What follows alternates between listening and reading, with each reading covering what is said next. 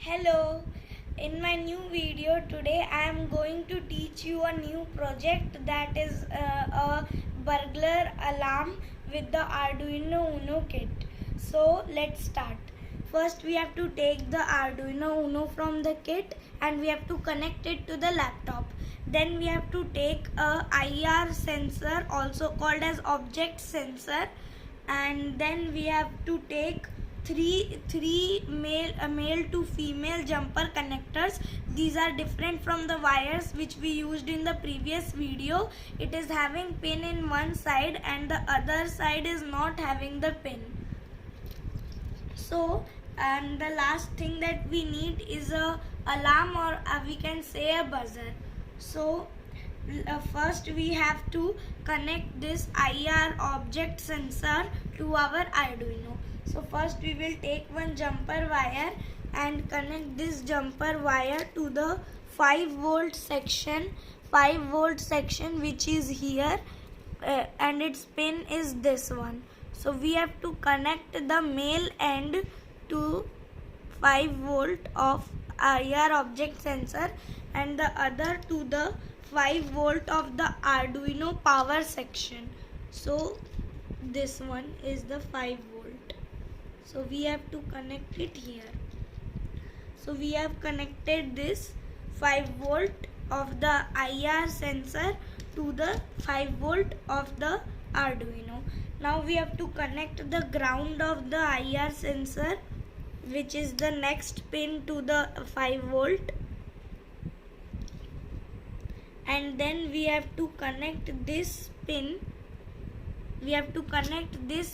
to the ground of Arduino in the power section, like this. So we have connected both of them. Now we have to connect one more wire. So we can use any of the outputs. Both pins are for output, so we can use any of them. So I am using the middle one. And then we have to connect this output to any of the pin in the analog section. So I am connecting it to A2. I have connected into the A2. So now to check whether our sensor is connected properly or not, we have to put our hand near the sensor, and the sensor should glow this yellow light, that is the indicator of the sensor that it is sensing that there is an object. Now we can increase the range of the object, like when we are keeping our hand here, then only it is indicating that the object is there. So this is very near, so we can make the range of the IR sensor more by just taking a screwdriver and rotating this anti-clockwise. So now the range is much more, and when I keep my hand here, then also it is showing the indicator. So now we have to connect the buzzer. So we have to take the buzzer, and it has two pins here. One is a shorter one and one is a longer one. So like the LED, the shorter one is called the cathode and the longer one is called the anode. So like we connect the LED, we have to connect this also. We have to connect the cathode to the ground and the anode to any of the digital pin, but except 13. So we have to connect like this. So I am connecting it to the ground and the anode to the 11. So I have connected the buzzer like this. Now we are done with the connecting part. So now we have to code for our project. So first we will start coding. So now we have to see that there is in analog 2 here, all are changing the numbers, but in analog 2 it is 0. That means we have connected the object sensor, and when it is not sensing any object, then it will show 0. When it will sense any object, it will show a number. So it is showing a number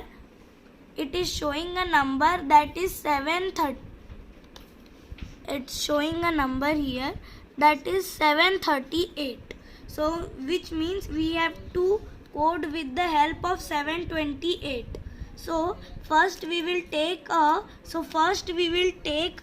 when factorial block. This is very important. So because we have to start the code using this, so we will take a when factorial block. Then we will use a forever block, so that it will repeat forever. So the buzzer will ring forever. So then we will use a if condition. So because we have two conditions, that when it should sense the object, it should ring the buzzer, and when it will not sense any object, it should not. So we have to take a if condition block. So we will take this block and add inside the forever loop.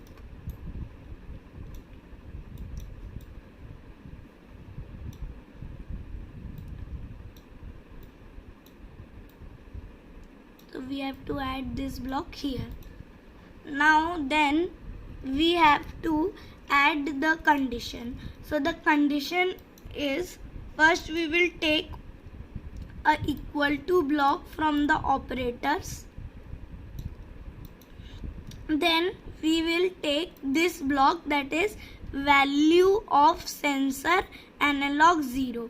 We will take this block and add it in the first column. Then it is showing value of sensor, and we have to select the analog pin where we have connected it. So as I am connected it to 2, so I will select analog 2. And then as it is sensing some object, so it is showing 738.